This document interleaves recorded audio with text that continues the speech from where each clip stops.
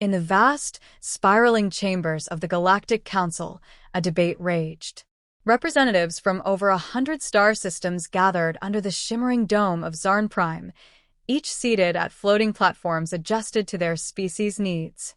Here, decisions that shaped the galaxy's future were made.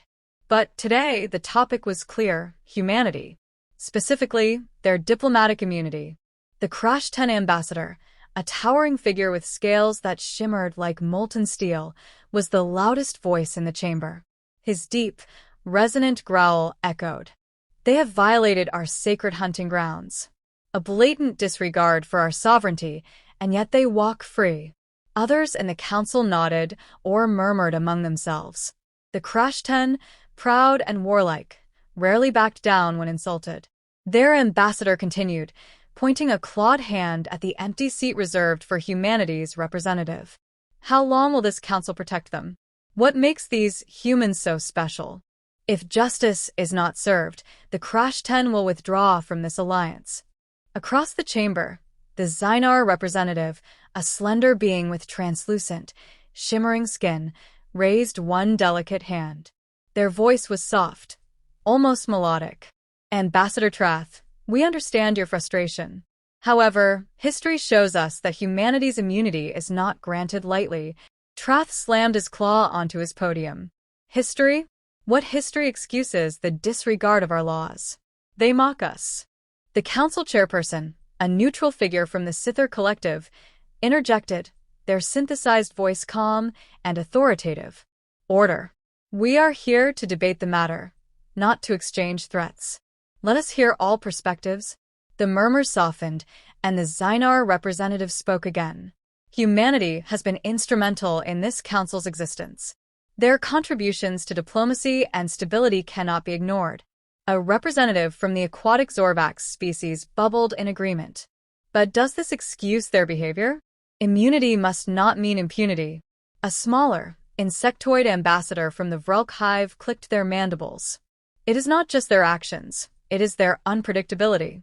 If we revoke immunity, do we understand the consequences? We have seen what humanity does when cornered." The statement sent a ripple of unease through the chamber. Trath, unwilling to back down, sneered. "Are we truly afraid of them? They are but flesh and bone. We are far superior in strength and technology." The Zynar tilted their head. "Strength alone has never been the measure of power, Ambassador." The chairperson raised a hand for silence. "Enough. This council has debated humanity's unique status before. The immunity stands not by tradition, but by necessity. Still, the accusations brought forth are serious. Humanity must answer for this." The council chamber brightened as the chairperson activated the holographic communication grid. "Summon the human ambassador. Let them speak." As the summons was sent, a tense silence fell over the room. Some whispered among themselves, others sat still, their alien faces betraying skepticism, curiosity, or quiet dread. The Crash 10 ambassador leaned forward, his claws tapping impatiently. "Let them come. But know this, our patience has limits."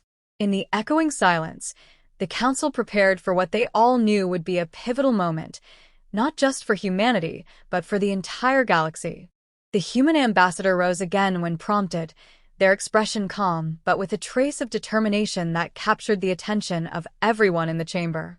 Their voice was clear, measured, and carried an undeniable gravity. "Honored members of the council," they began, "I understand the frustration of the Crash 10 and others who might question why humanity is granted diplomatic immunity.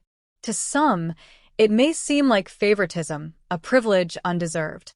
Allow me to clarify why this immunity exists and why it is vital not just to humanity, but to the stability of this galaxy."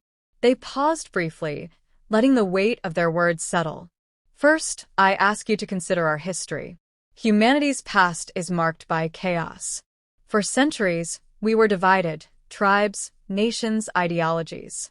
We waged wars that devastated our homeworld, suffered through conflicts that pushed us to the brink of annihilation. And yet, we survived. Not through superiority of arms or technology, but through adaptability. Through sheer determination." The Zorvax representative's bioluminescent skin pulsed faintly, signaling curiosity as the ambassador continued. Our resilience is more than a survival mechanism. It is a foundation for growth. We learn to negotiate, to empathize, and to unify in the face of adversity. That adaptability is why humanity thrived when we left our world and encountered the stars. It is why, in every conflict we've faced in this galaxy, we have found ways to end it, not just for ourselves, but for all involved. Trath let out a low growl, but did not interrupt. Let me give you a specific example, the ambassador said, their voice growing more resonant. A century ago, during the crisis of the Aroc outbreak, entire sectors of space were at risk of collapse due to an alien pathogen. Many here will remember the toll it took, the lives lost, the economy shattered. It was humanity's scientists who worked tirelessly alongside the Aroc to develop a cure, despite the pathogen not affecting us. We devoted resources, lives, and time without asking for anything in return. Because that is what we do. We step in when no one else will. They glanced at the Crash 10 ambassador, their tone softening. Ambassador Trath, I understand your people's anger. But I ask you to think back to the Xantari Wars. It was humanity's intervention that brokered the ceasefire between your people and the Drevlins, ending decades of bloodshed. Without that immunity, without the ability to act as impartial mediators, countless lives, Crash 10 lives, would have been lost. The Crash 10 ambassador shifted in his seat, but said nothing. The ambassador's voice took on a sharper edge. And consider this. Humanity does not take its immunity for granted. It comes with a responsibility that we do not shy away from. Every mission, every negotiation, every sacrifice we've made has been in service of this council and the stability it represents. We are not asking for leniency. We are asking for recognition of what immunity allows us to do. The Xynar representative spoke up, their tone neutral. You imply that humanity's immunity benefits the galaxy as much as it benefits you? Precisely, the ambassador replied. Diplomatic immunity is not a shield for arrogance or lawlessness. It is a tool that allows humanity to fulfill its role as bridge builders and problem solvers.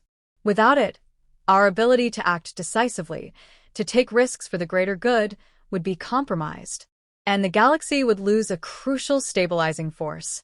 They paused again, their gaze sweeping across the chamber. You may view us as flawed, emotional, even reckless at times. And you're not wrong. But it is those very flaws, our persistence, our creativity, our refusal to give up, that make us invaluable. Immunity isn't about favoritism. It's about necessity.